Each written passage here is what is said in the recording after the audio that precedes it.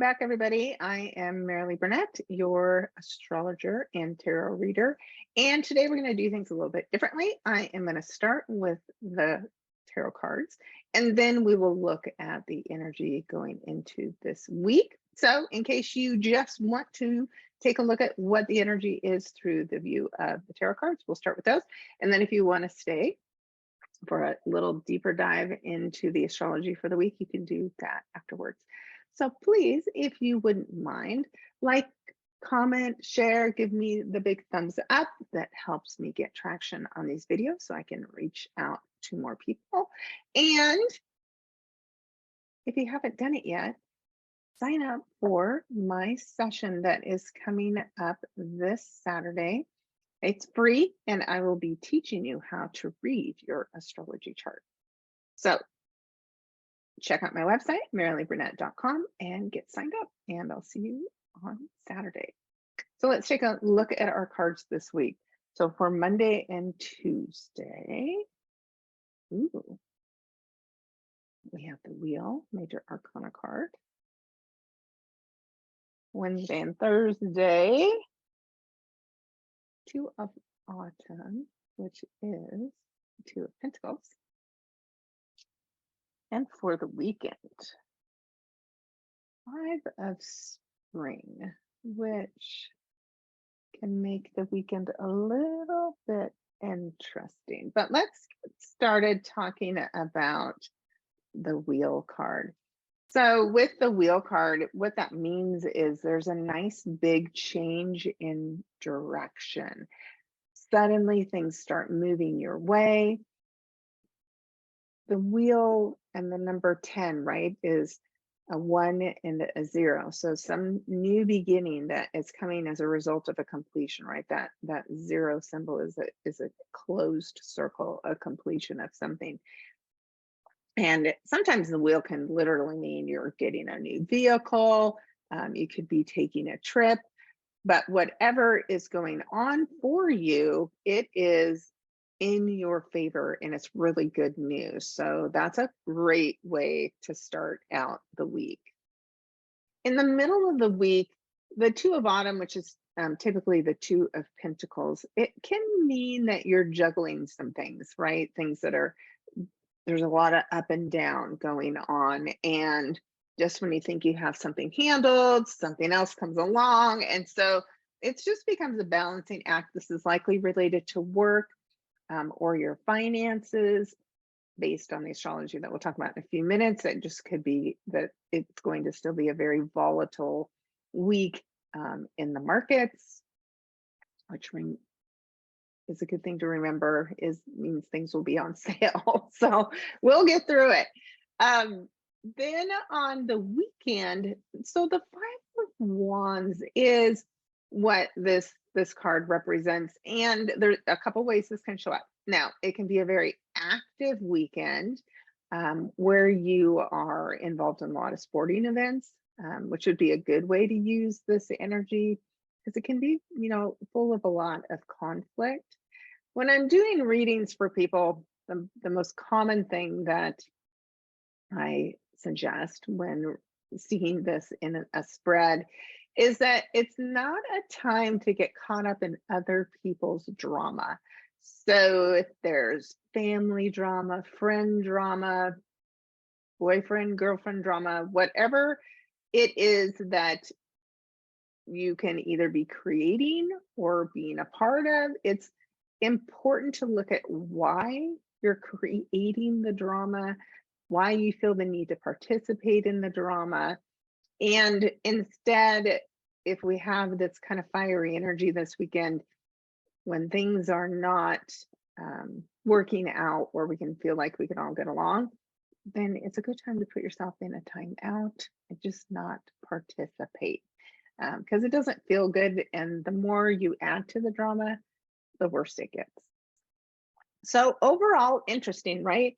So this new energy comes in, things start going your way and feeling, really good and positive. But usually when something new comes in, then there's a lot of juggling that's going on, right? Taking on these new responsibilities. And then as a result of all these responsibilities, maybe we get a little short and tense with those around us. And that could be adding to or causing the drama. But remember, right? This new thing comes into your life for a reason. So it should be something that you allow yourself to enjoy. So make sure you're doing that. All right. So let's take a look now, for those that like to continue, at what's coming this week, which is a really interesting week as far as the astrology chart goes. So let me switch to that screen now.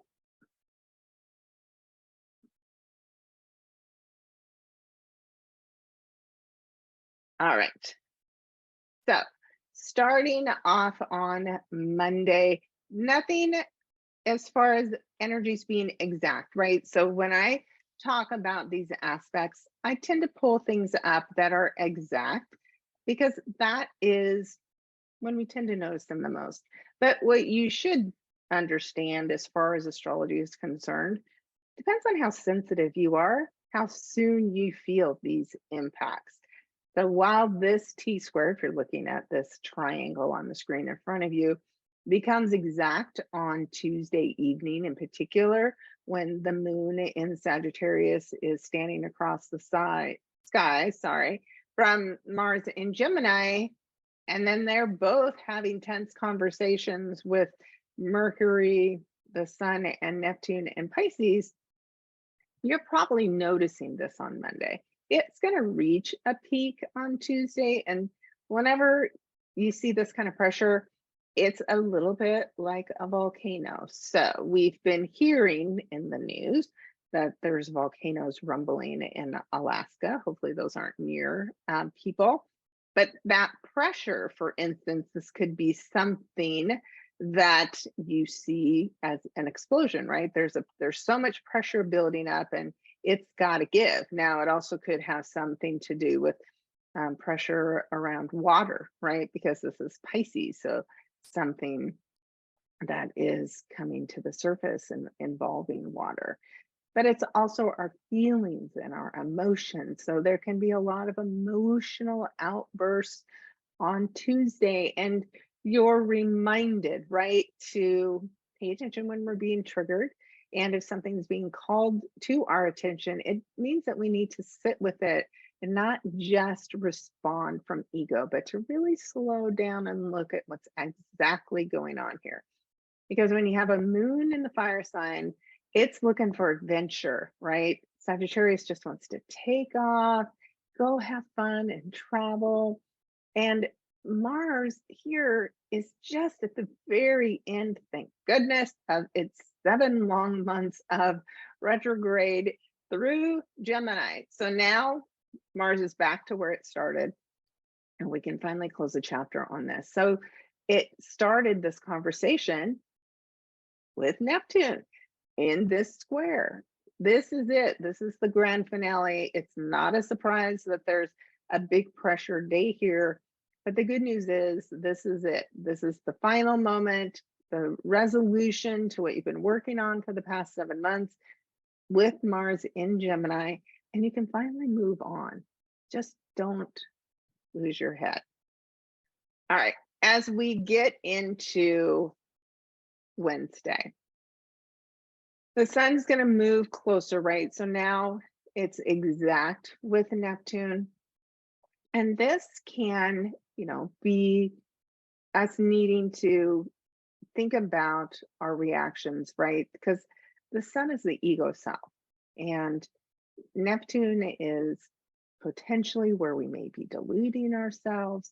On the positive side, it can be us delving into our gifts, right? Our creativity, our psychic abilities, our spirituality.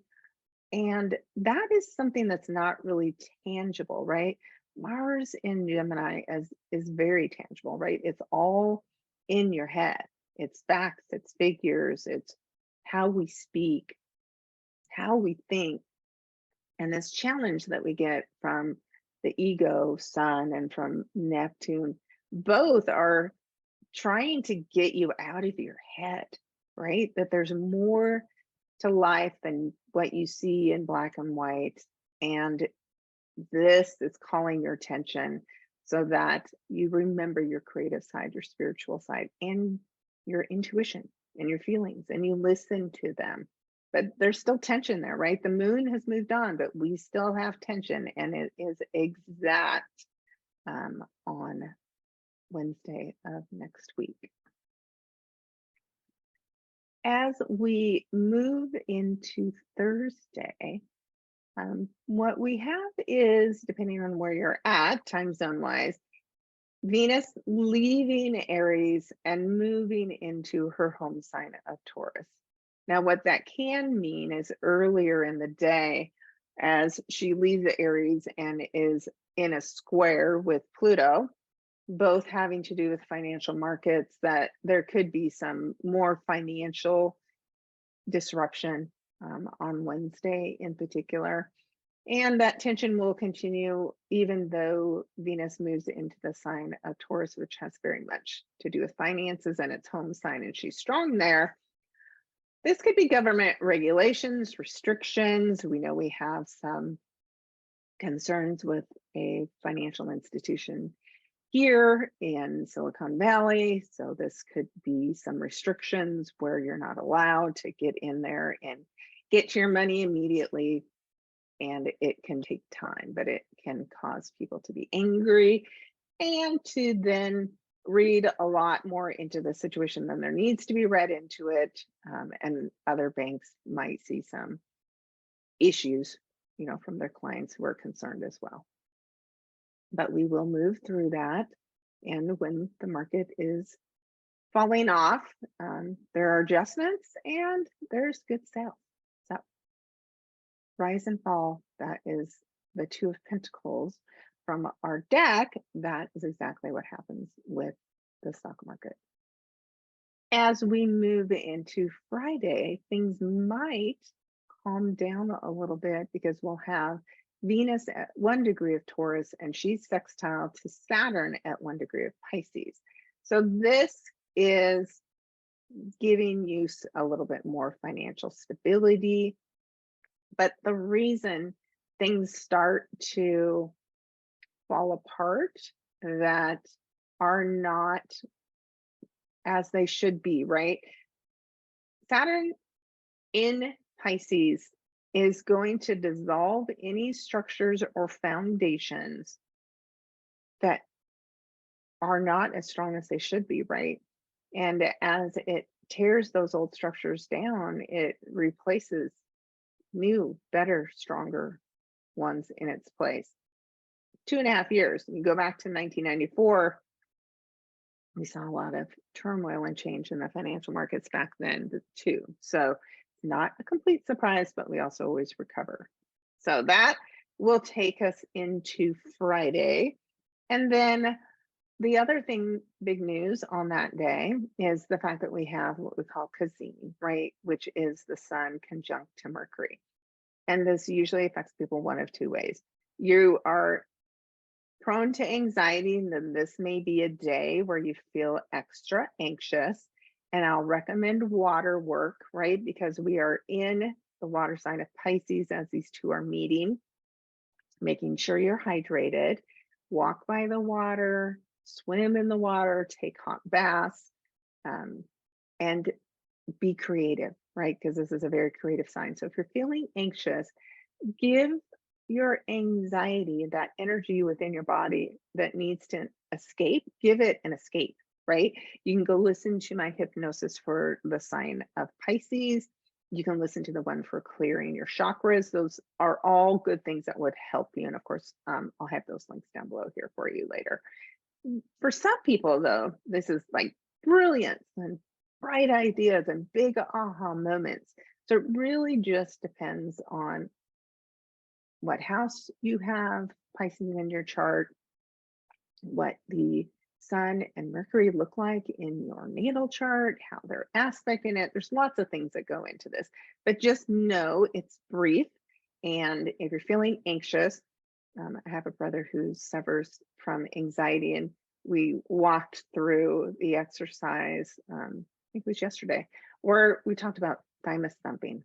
And just right here in the center of your chest, whenever you're feeling anxious, simply thumping on the thymus, it's almost immediate how much relief you get from that. So, whatever your experience is with this on Friday, just know it is short lived and you will get through it quickly. But try those things to help you if you're feeling overwhelmed.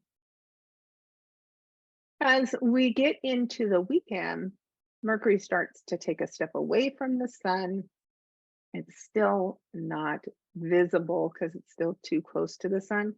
But as it is sitting there, it has this positive conversation with Pluto, Pluto's power. Um, and when we take that brilliant idea of ours, um, how we speak, speaking up for ourselves, there's something important that you may need to say. And perhaps this is that Five of Wands energy that we saw in the cards. This is that drama, that conflict. And when you stand in your power, you're capable of resolving it. So that's what we see on Saturday. And that really just carries us into Sunday as Mercury moves from the sign of Pisces and then steps into the sign of Aries. And that means we are getting very close to the spring equinox for next week. Big things next week that we'll have to talk about is Mercury, the sun, the moon, all those conversations that are happening in the sign of Aries at the time of the spring equinox, and the fact that Pluto, huge change into the sign of Aquarius. It will only be there briefly this year, but it's important that we pay attention to what is coming up between March and May into June, before Pluto will start going retrograde, and then we'll head back into Capricorn again, and it will stay there for the rest of the year. So as it moves in, you've got to tune in and pay attention to what is showing up for you. And so we'll be talking lots about that. And then next week, Venus also will be starting to do a square with the nodes. So things need to change in the world of love and finance, and we'll be talking about that more next week. Also on Saturday, I'm doing a free webinar. So please join me. Please bring a friend. Please register because I need to get you the Zoom link so that you can participate. But we're going to talk about this, what we're looking at right now on the screen. What is this chart? What is it saying to me? What do these symbols mean? What do these numbers mean? What are these houses about?